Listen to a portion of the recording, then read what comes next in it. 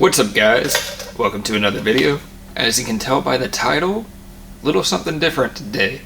There are big changes coming to the S10, unfortunately. Well, you can look at it two ways. It could be unfortunate or fortunate.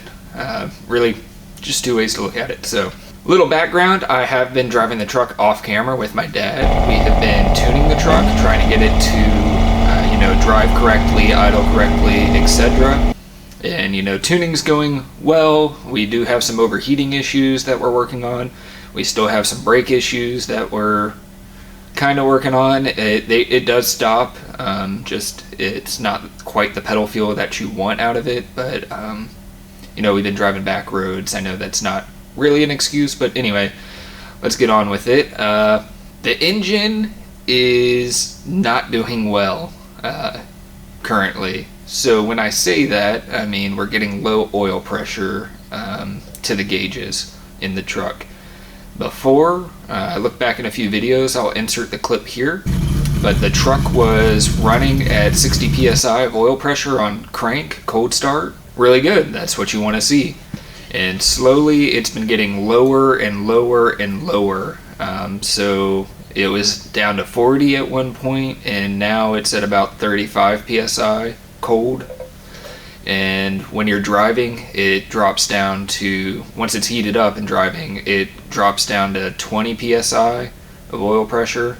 And as of lately, it's even gotten below that while driving. It does fluctuate with RPM like you want to see, but not to the extent you want to see it. It's very under on that. So yeah, what we're going to be doing is pulling the engine, pulling this 5.3 out. Didn't really want to do that, but that's something that we are going to do. We've put about, I want to say, 600 miles on the truck. At around the 400 mile mark, we changed the oil in it, get all that break-in oil out and whatnot. And we had very glimmery oil, like very shiny, like metallic in there. There was nothing attached to the drain plug, but oil didn't look good. I actually filmed it on my phone real quick while it was draining because it didn't look good, so I'll insert that clip in too. And what I also did is I put a little bit thicker oil in, thinking that might change it. We were thinking maybe, something broke down in the break-in oil or something, and that's the reason we were seeing that. But the more we drove it, the lower the oil pressure got, like I mentioned before. So we haven't dropped the oil on this 200 mile or drained the oil on this 200 mile. I'm going to end up sending that off to a lab just because I want to see, even though we think we know what the issue is, we think it's the cam bearings. I did not replace the cam bearings. Looking back, probably should have, but oh well.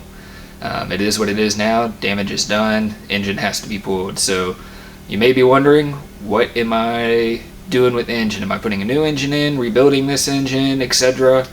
Well, the answer is I am putting a different engine in. And it's not because this one can't be saved or anything. Yes, it can be saved. It's still usable. It just needs what we think is cam bearings. But opportunity arose. So if you've been watching the channel, my dad has built a 5.7 that started life as a 5.3 iron block engine. Well, he has just purchased a 6-liter engine, and the thought is that he's going to put that 6-liter in the C10. He's going to build a different engine for it. Thus, the 5.7's there. We pretty much used all the same parts on my 5.3 as his 5.7, so a lot of it will be exactly, it's the same, so it'll bolt right over. So that engine's already complete, it's assembled, it's ready to go. Swap some covers over, swap the intake, the front drive accessories, and pretty much we're good to go. I mean, it makes it for what should be a relatively fast swap. I actually just ordered new gaskets for everything that we're going to be taking off. Oil pan's got to be swapped. We're going to want to swap our anything we powder coated, so like the valve covers and the front and rear covers on the engine, to match, obviously. So I ordered new gaskets for all of that, and other than that, it should be pretty easy. We don't have to deal with any actual wiring, just, you know, connectors and plugs and making sure everything's labeled correctly. I needed to pull the engine anyway to get to the transmission to fix that seal where the torque converter is so that it stops leaking. So who knows, this could have been a blessing in disguise. Dad can still use all the parts that I used on this engine because they're all the same as the 5.7. The cam's the same, the heads were you know, CNC ported and polished by TSP, Texas Speed. Yeah, I mean, those are the two big things. I mean, I'll still use my exhaust manifolds and everything. So, I mean, everything really should just bolt over. And the other thought is, you know, like I said, this should be a relatively quick swap, and we're hoping to get it done in not a lot of time. We're hoping we can get it done fairly quickly. So that's kind of the goal of this whole thing. I'm going to call this the end for the S10 LS swap series. We are swapping another LS in it, but it's, you know, we pretty much have everything done. So this may be the last true episode for that, and the rest will be, you know, kind of troubleshooting items, you know, with the cooling system and whatnot. So we'll have to look into that. But I think, like I said, we're going to call it an end for the S10 LS swap series. You know, I already had this thing running. It was doing good too. Besides the little bit of overheating, I mean, that's something we got to figure out. But you know, it is an LS powered truck. It moved. We put 400 to 600 miles on it. I mean, it you know, if it wasn't for, you know, replaceable items that I didn't do, it would have been fine. So next thing is to go ahead and start working on this truck, and that's what you're going to see. Should lead for a interesting time, so we'll see. Other than that, we're going to go ahead and get to it.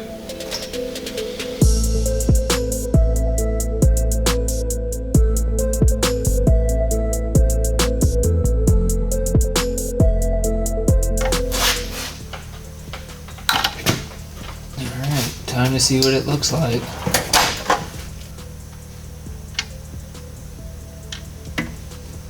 Oh yeah.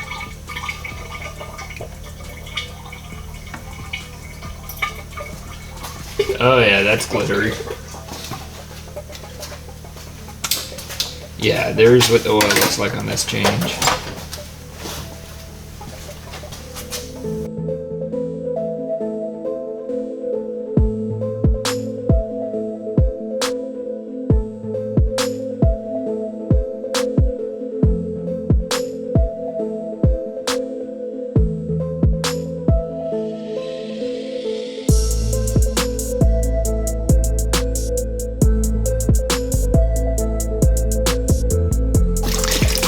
See up in here, coolant is flowing. Came in the top, took the battery out. Obviously had to take the radiator cap out. And then there's a drain down there that I unscrewed. You can see the coolant flowing out now. So, making some progress. Already drained the oil, as y'all saw. Just trying to get some of this stuff taken care of. What's up, guys? It is another day on doing the swap. So, as you can see behind me, got the radiator pulled out of the truck. That is one step in the right direction. We actually have room to do some work in there. To get that out, I had to disconnect the radiator lines, of course, you know, the overflow vents, also the transmission lines. So got all that, undid the bolts holding it in, pulled it all out as one unit. So that should be good to go. Next is, you know, working on the intake and accessories, labeling all the wiring, etc. So I'm going to go ahead and get to work on that.